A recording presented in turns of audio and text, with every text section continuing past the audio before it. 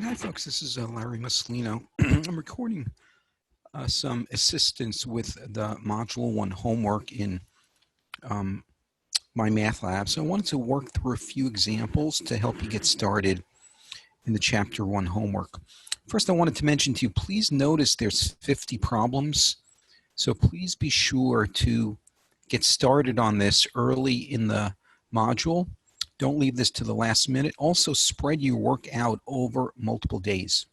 Now, many of these questions in Chapter 1 are going to be either multiple choice or, a word type problem like you see on the screen right now. So it's not going to be 50 computational problems. So these will go pretty quick, and hopefully this will not take you too long. So let's start with and work through a few of these. Here's number one. It says, determine whether the given value is a statistic or a parameter.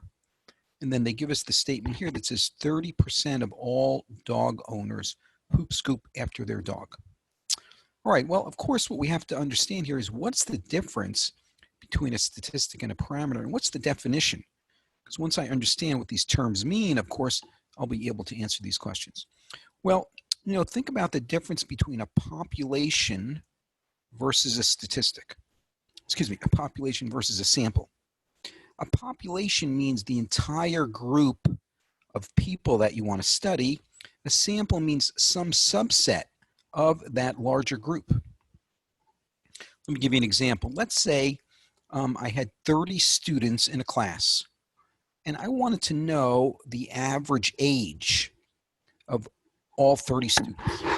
And let's say 30 students is the population. Well, if I calculate the average age of all 30 students, that calculation, that result is called a parameter. Because I've just made a calculation, a statistical measurement on the entire population. So that's what parameter means. Parameter means you derived a statistical measurement on the entire population. That's the key. Now, what if I couldn't collect data from all 30 students in the class? Maybe I just take a sample of 10 out of the 30 students. So I'm just going to take a sample of 10 students and calculate the average age for the 10 students. Well, that average now just represents the sample. We call that a statistic. So if you make some kind of a measurement on sample data, that's a statistic. If you make the measurement on population data, that's a parameter. It's easy to remember because the word parameter starts with P. That'll remind you about population. The word statistic starts with an S. That will remind you about sample. All right, so let's go to this question then. It says 30% of all dog owners poop scoop.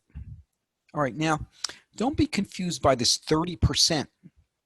The question is, did you collect data from all the dog owners or just a sample? If it's all dog owners, then you've just, this number 30% is a parameter, right? Because it's based on collecting data from all dog owners. But what if it was just a sample of dog owners? Then the 30% would represent a statistic. So clearly in this example, it says I'm collecting data from all the dog owners. That word all is really the key to this question.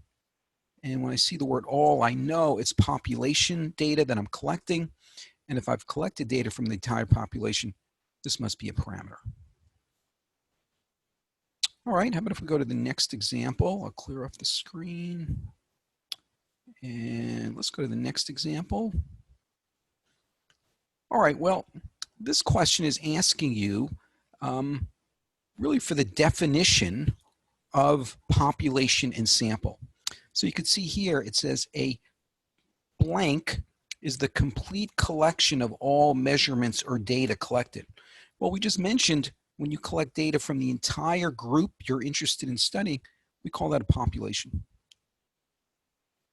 But if you only collect from a subset or a sub-collection of the members, that's called a sample. So this question is really just asking you to think about the definition of population and sample, and of course this is in our textbook as well.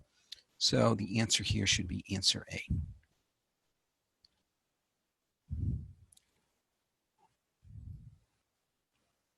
All right, let's go to the next question. All right, now this question is asking a different concept here. It's asking about discrete or continuous. So let's talk about that. So let's say I collect some numerical data. So I'm collecting some numerical data. By the way, we call this quantitative data. So when I collect numerical data that I can do some calculations on, we call this quantitative. Well, let me think about some different examples. What if I collect data on the number of cars in the parking lot? Well, if I collect data on the number of cars in the parking lot, that could be a number like 23 or 55, right, or 72. But I cannot have a decimal. I can't have 26.3 cars, right? The number of cars has to be a whole number. Well, when data can only take on these kinds of specific values, we call this discrete data.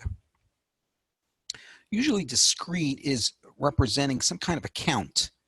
So when you're counting something, it's usually going to take on only whole number quantities. That's going to be discrete. On the other hand, I might be measuring things like the weight of apples. I go to the store, I buy some apples. Well, the weight of that can take on any value, right? It could be 2.61345 pounds. Let's say I have an accurate scale. When a measurement like this can take on any value, we call this continuous. Usually this is the result of some kind of a measurement, like weighing apples. All right, well, let's go to this example then. People are asked to state how many times in the last month they visited the doctor. Well, you know, the answer to this question might be something like 1 or 2 or 3 times. I can't visit the doctor 2.6 times. So really this is going to be a discrete measurement because the number of times I go to the doctor is really, it's kind of a count, right? It's a count of how many times I went to the doctor. So the answer here is going to be discrete for this question. All right, let's do another one. All right, here's the same concept, but now this one says the time it takes a computer to complete a task. Well, if I think about measuring time, this can really take on any value. You know, imagine I had a very, very accurate stopwatch. This time might be, we're talking about the time for a computer to complete a task. So maybe this is like 0.59236 seconds. Or maybe it's 1.37942 seconds, right? Again, imagine I have a very accurate way to measure, then this time can take on any value, so this is continuous. All right, how about if we go and look at some numeric examples? Let me jump to a couple of problems that are maybe a little more numeric. And let me clear the screen here. All right. Here's a question. It says a management survey surveyed 235 employees. 44.7% of them were females. What's the number of males? Okay. Well, one thing I'm noticing here is they're giving me the percentage of females, but they want to know the number of males. So why don't I, there's a couple of ways to do this problem, but why don't I find the percentage of males that were surveyed? Well, I know if 44.7% of females were surveyed, then the number of males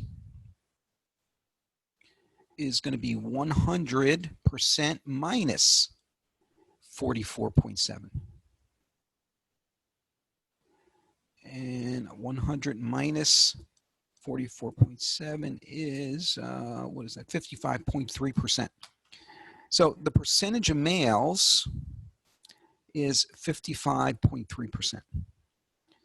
Okay, but they want to know the actual number of males.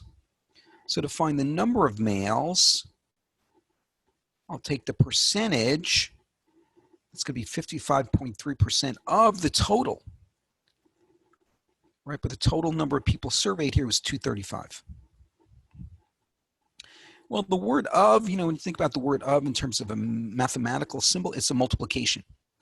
So I'm going to take 0.553 times 235 on my calculator. And I'm getting the answer of 129.955. So looks like the answer here rounded is 130. All right, so this is kind of a straightforward question. You just had to be careful to recognize that they're giving me the percentage of females and they're asking me about the number of males. All right, let me jump to maybe another numeric example. Let me go to another numeric example. All right, here's one. By the way, I'm noticing this problem is multiple parts. All right, so let's do a couple of parts here. Let me clear the screen. All right, it says here, a polling company reports that 53% of 1013 said pesticides are very harmful. What's the exact value that is 53% of 1018? Well, I remember that of means multiplication. So I'm going to take 0.53 times 1018. So 0.53 times 1018. I'm doing this on my calculator.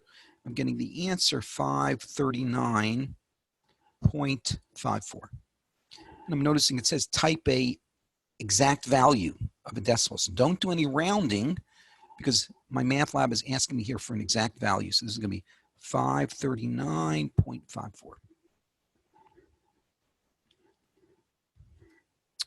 All right, let's go to the next one. Could the result from part A be the actual number of adults who said pesticides are very harmful? Well, of course, the answer is no. I can't have a decimal number of adults. And so the answer here is no. But I got to be careful to select the correct no.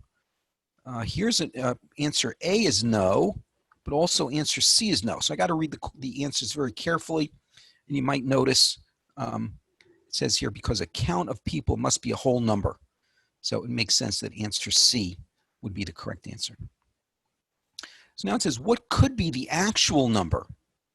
Well, the actual number, I'm going to round our answer from part A to the nearest whole number. So it looks like 540 should be the correct answer. Okay, because of course I had to have a whole number. And the reason we ended up with a decimal number on part A is that the 53% they gave us was probably a rounded percentage. So they rounded 53%, which led us to a decimal number of adults, which of course is not possible, but it's just a result of the percentage being rounded to 53% instead of being more accurate. All right, well, I hope this helps you get started in the Chapter 1 homework. By the way, remember you have this question help button here in the upper right-hand corner. Please remember to make use of that for extra help for any of these homework problems. Please let me know if you have any questions as you're getting started in this homework for Chapter 1. All right, thanks everyone.